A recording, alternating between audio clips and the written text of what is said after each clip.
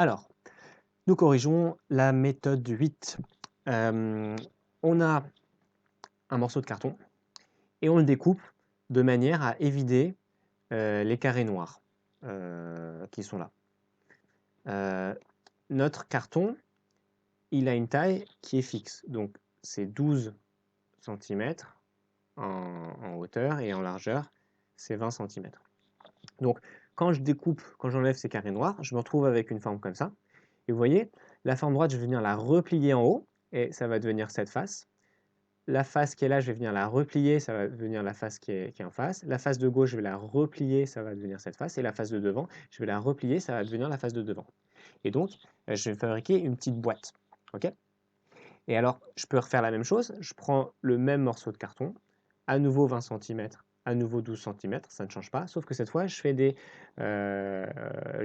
des tout petits coins noirs. Et donc, je vais me retrouver avec une forme qui ressemble à ça. Et du coup, je vais me retrouver avec une boîte qui a un très large fond.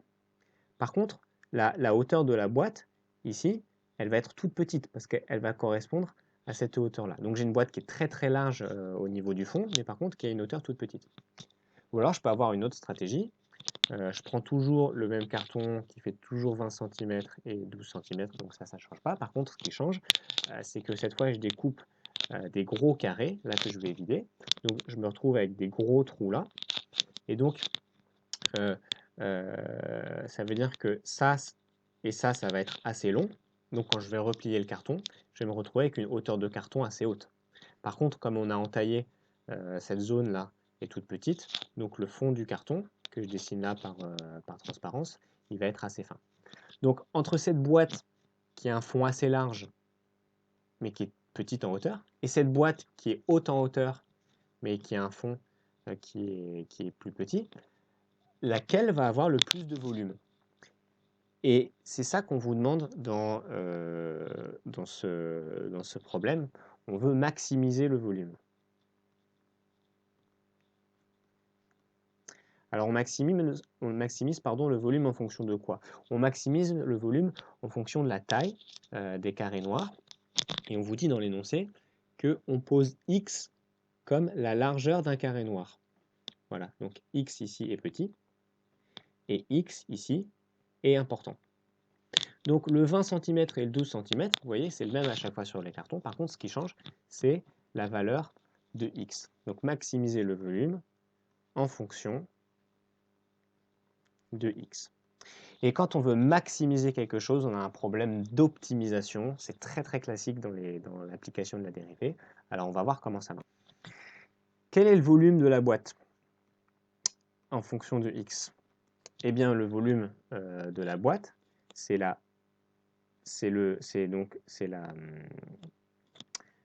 longueur fois la largeur fois la hauteur.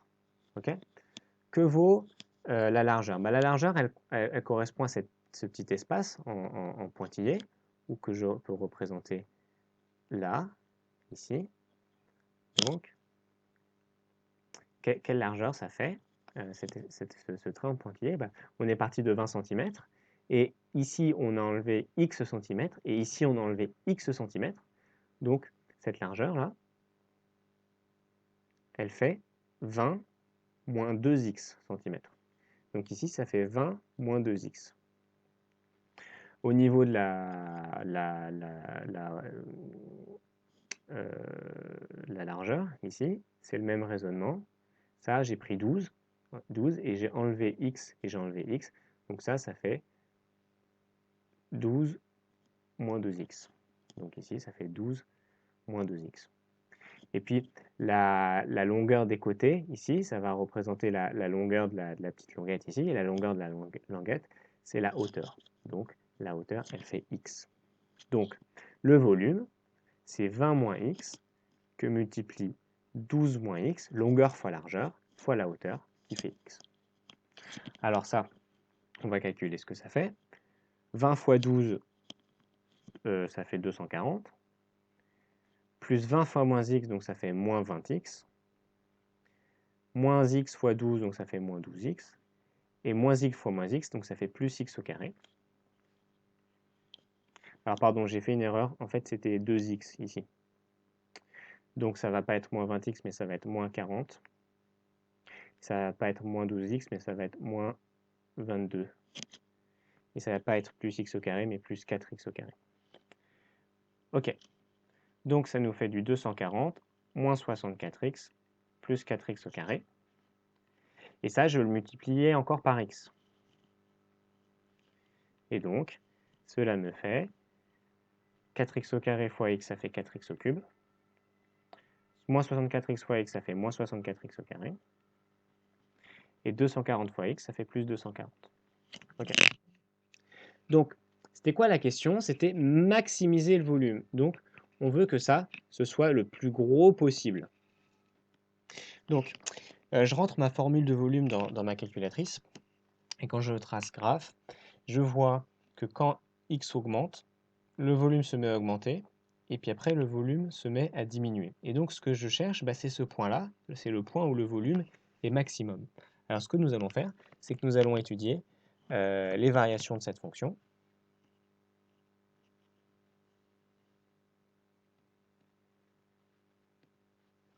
Donc, mon objectif, c'est de trouver ici le volume maximum. Okay, donc, et ici en dessous, pour quelle valeur de x ici on a un maximum. Donc ce qu'on fait, c'est de façon très classique, c'est qu'on va étudier la dérivée de v.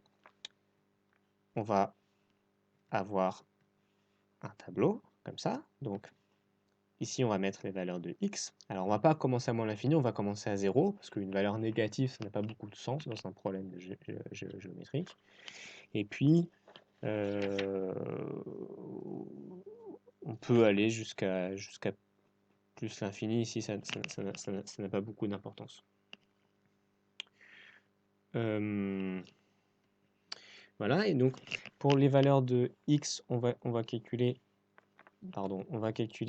les valeurs de la dérivée du volume, donc la dérivée de ça, et ça va nous donner la variation du volume. Ok.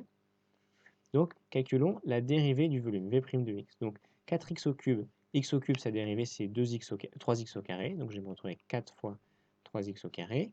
La dérivée de x au carré, c'est 2x, donc je vais me retrouver avec moins 64 fois 2x, moins 64 fois 2x, plus 240, la dérivée de 240, c'est 0. Ok, donc je me retrouve avec du 12x au carré, moins 128x.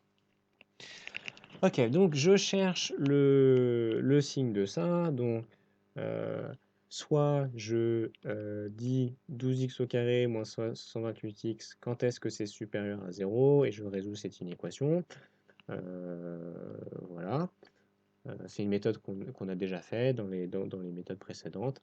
Je ne reviens pas dessus, normalement vous savez faire. S'il y a besoin que je vous explique, vous me posez la question et je vous fais une vidéo pour vous détailler ça. Et puis il y a aussi l'autre méthode qu'on connaît, donc méthode 1, méthode 2, et la méthode 2 c'est de calculer les racines pour factoriser. Donc je calcule les racines, donc je vais calculer delta, ensuite je vais trouver x1 qui vaut moins b moins racine de delta sur 2a, et en fait ici quand on calcule delta on va trouver que ça vaut 0, et que du coup il y a une seule racine, et cette racine elle vaut 16 moins 2 racines de 19 sur 3. Et donc ça fait environ 2,427. Donc s'il y a besoin de détailler, ça je peux le faire. Mais je pars du principe que maintenant vous savez faire. Donc dites-moi s'il y a besoin, posez-moi la question. Donc ça veut dire que ici, on va avoir 16 moins 2 racines de 19 sur 3. Okay.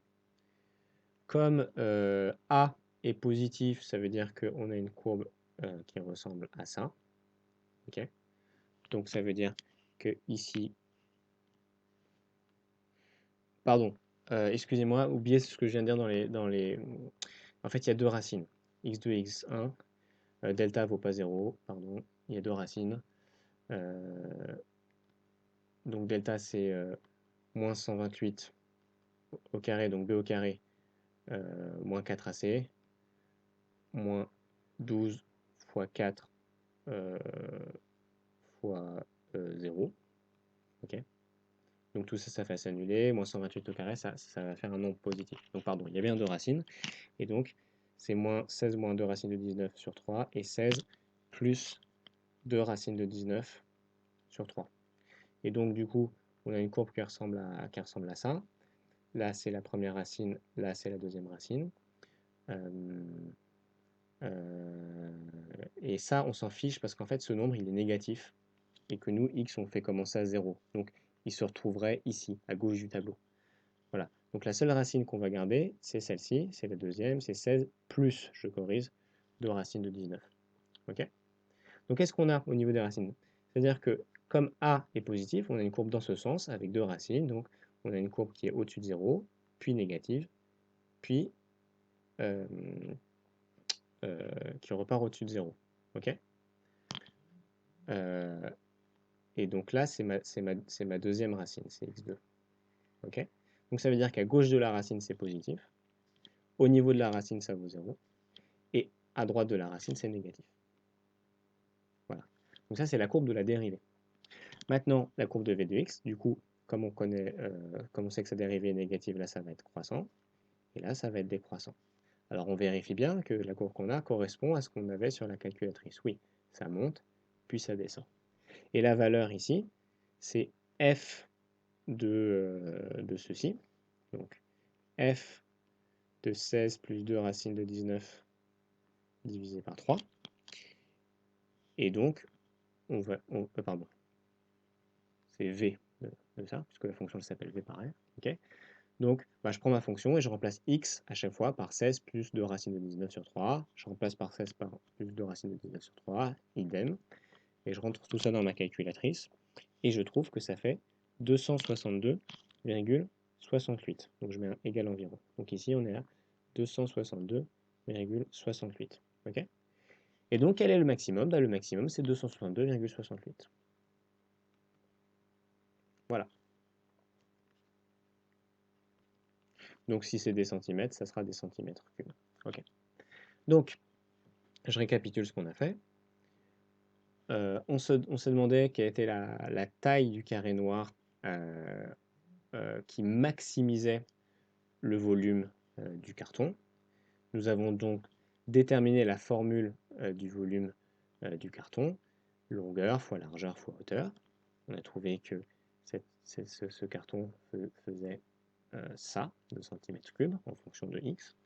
Et on a ensuite regardé cette fonction qui ressemble à ça et qui a un maximum ici. Et pour trouver la valeur du maximum, nous avons étudié le signe de la dérivée que nous avons mis ici. Pour étudier le signe de la dérivée, on aurait pu passer directement par essayer de factoriser, de faire un tableau de signes, mais nous, on a choisi de calculer les racines, et avec les racines, ça nous donnait le moment où ça s'annule et la forme de la courbe, donc on a déduit les signes de la dérivée, et avec les signes de la dérivée, on a calculé, on